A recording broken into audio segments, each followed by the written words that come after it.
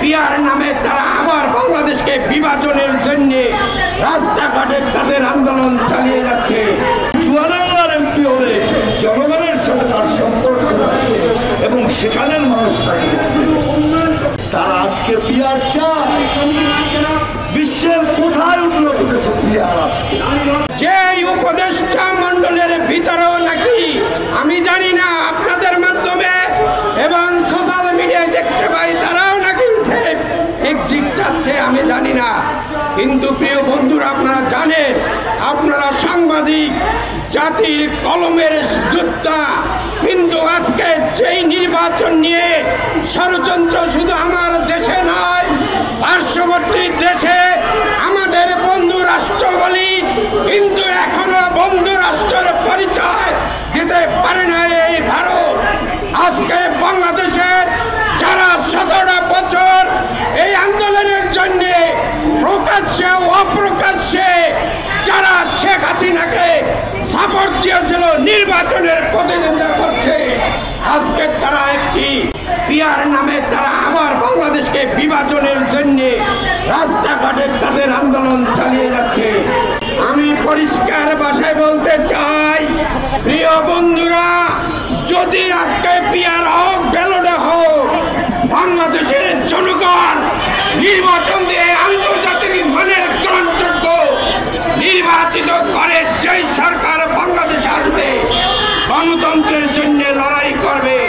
আমরা কোন লোক লালসায় ক্ষমতায় বিশ্বাসী নয়। দেশ প্রেমিকেরা কখনো এই লোক লালসায় বিশ্বাস করে না। দেশ প্রেমিকেরা এই বাংলাদেশকে ৭১ সালে মুক্তিযুদ্ধ করে একটি স্বাধীন রাষ্ট্র লাল সবুজের পতাকা দিয়েছে।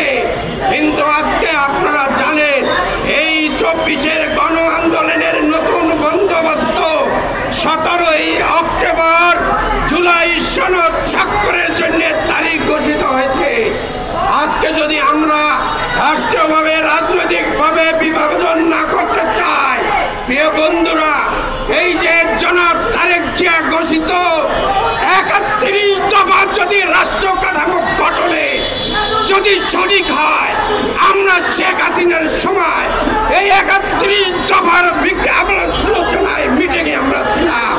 এই ৩১ দফা আজকে বাংলাদেশের জন্য একটি গতিশীল রাষ্ট্র করার জন্য যথার্থ। আজকে আপনারা আসুন, বিভাজন তৈরি করবেন না। তাদের একটি অংশ বেহেশতের টিকিট দিয়ে গ্রামে গঞ্জে মা বোনদের বিশেষ করে বিভ্রান্ত করছে। তারা যারা ১৯৭১ সালে মুক্তিযুদ্ধের বিরোধিতা করেছে, রাজাকার আল বদর আল শামসের মধ্য দিয়ে এদেশের সাধারণ মানুষকে ধরিয়ে দিয়েছে, এদেশের মানুষকে হত্যা করেছে, সেই পাক আর্মিদের বাড়ি চিনিয়ে দিয়েছে। সেই দলের উত্তরাধিকাররা একটি নেতৃত্বে রয়েছে। তারা আজকে পিয়ার চায়। বিশ্বের কোথায় উন্নত দেশে পিয়ার আছে? মুসলমানদের প্রধান পিয়ার দিয়ে জনগণের মঙ্গল হওয়ার কোন স্কোপ নাই। কারণ শামসুজ্জামান দুদু এমপি হবে, এটা ঠিক। সেটা কি চুয়াডাঙ্গার মানুষ জানবে না আমার পিসপুরের মানুষ জানবে? তিনি চুয়াডাঙ্গার এমপি হলে জনগণের সাথে তার সম্পর্ক থাকবে এবং সেখানের মানুষ থাকবে। প্রিয় বন্ধুগণ, এটি একটি খেলা, নির্বাচন না করার খেলা। এই খেলার কারণে শুরুতেই জাতীয়তাবাদী দলের ভারপ্রাপ্ত ভাইস চেয়ারম্যান জনাব তারেক রহমান বলেছিলেন ৩ মাসের মধ্যে নির্বাচন সম্ভব। এই ৩ মাসের মধ্যে নির্বাচন দিয়ে প্রয়োজনীয় সংস্কার অথবা পিয়ার সকল কিছুই পরবর্তী সংসদ বাস্তবায়ন করবে। মাত্র ৩০% টাকায় জমির মালিক হয়ে নতুন বাংলাদেশের গড়ে তোলার স্বপ্ন দেখা বাংলা বসতি। গণতন্ত্রের জন্য আইনের শাসনের প্রেক্ষিতে এটা পানিশমেন্ট যোগ্য, এটা বেআইনি। এই জন্য আমি বলবো, সরকারকে ব্ল্যাকমেলিং করে যারা সুবিধা নেওয়ার চিন্তা করছে, সেই ব্যাপারেও সরকারকে সতর্ক থাকতে হবে। আমরা জানি এই দেশে যারা গণতন্ত্রকে হত্যা করেছিল তার শিকন্ডি হচ্ছে শেখ মুজিব। ৭২-৭৫-এর কথা স্মরণ করলে দেখবেন শেখ মুজিবুর রহমান সাহেব গণতন্ত্র স্বাধীনতার কথা বলে ৩ বছরে বাকশাল গঠন করেছিলেন, রক্ষী বাহিনী গঠন করেছিলেন, ৪০ থেকে ৫০,০০০ নেতা কর্মী বিরোধী দলের নেতাকর্মীকে হত্যা করেছে। গত ১৫-১৬ বছর তার কন্যা মুজিব কন্যা শেখ হাসিনা বাংলাদেশে অসংখ্য মানুষকে, হাজার হাজার মানুষকে খুন করেছে শুধুমাত্র ক্ষমতায় থাকার জন্য। বন্ধুরা, আমরা মনে করি এই পরিবার আগাগোড়া খুনি, গণহত্যাকারী এবং লুটপাটকারী। তাদের বিচার অবশ্যই দৃশ্যমান হতে হবে। এই খুনিদের কোনোভাবে পুনর্বাসন করা যাবে না এবং এই খুনিরা যতক্ষণ পর্যন্ত থাকবে পার্শ্ববর্তী একটা দেশ বাংলাদেশকে বিপন্ন করবে এবং এই দেশ আমাদের আগাগোড়া সবসময় গত ৫৪ বছর ধরে আমাদের দেশটাকে নিজের কলোনি হিসাবে, নিজের দেশ না, বন্ধু না, তারা আমাদেরকে শোষণ করেছে, এখনো তারা শোষণ করে যাচ্ছে। গত ৩টে নির্বাচনে তারা একবারের জন্য বলে নাই এটা নির্বাচনের মতো নির্বাচন হয় না। সেই জন্য বন্ধুরা, আমরা মনে করি এই সব বিপদ আপদ ষড়যন্ত্র রুখতে হলে আমাদেরকে ঐক্যবদ্ধ থাকতে হবে এবং ঐক্যবদ্ধ না থাকলে আমাদের যে অর্জন, গণতন্ত্রের যে সম্ভাবনা, সেটা ধ্বংস হয়ে যাবে। আমার ডান পাশে স্বতন্ত্র ইফতে দিয়ে মাদ্রাসার শিক্ষকরা আজ কয়েকদিন যাবৎ এখানে ধর্মঘট করছে। আমি সরকারকে আহ্বান জানাবো, আপনারা এই শিক্ষকদের দাবি আদায় মেনে নেন। কারণ একটি দেশের জাতির মেরুদণ্ড গড়ার কারিগর হলো শিক্ষক। সেই শিক্ষকরা যখন রাজপথে তাদের দাবি আদায়ের জন্য, বেতনের জন্য রাজপথে ধর্মঘট করে, তাহলে আমাদের অন্তর কান্দে। কারণ এই শিক্ষকরাই হলো জাতি গড়ার কারিগর। কাজে এই শিক্ষকরা কখনো রাজপথে দাবি আদায় করতে বসে থাকতে পারে না।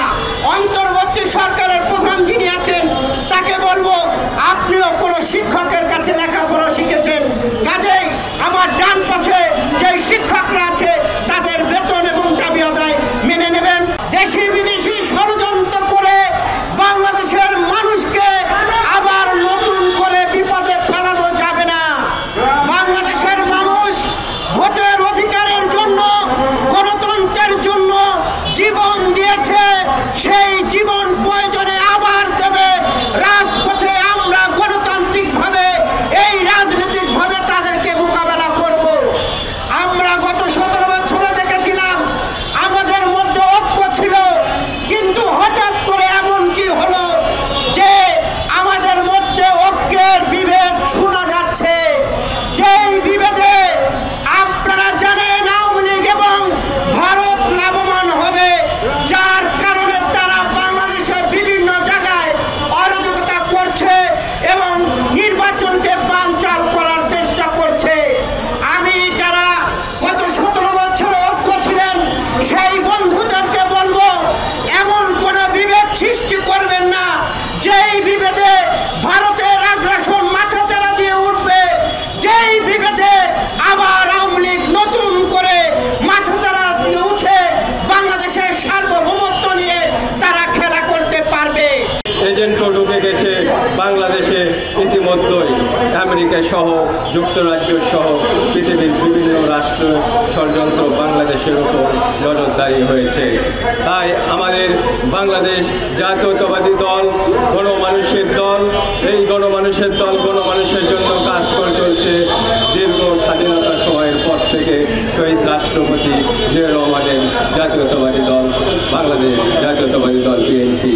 কিছু কিছু দল বলতেছে গণভোট চলবে, গণভোট হলেই আমাদের একটি নির্বাচন হয়ে যাবে।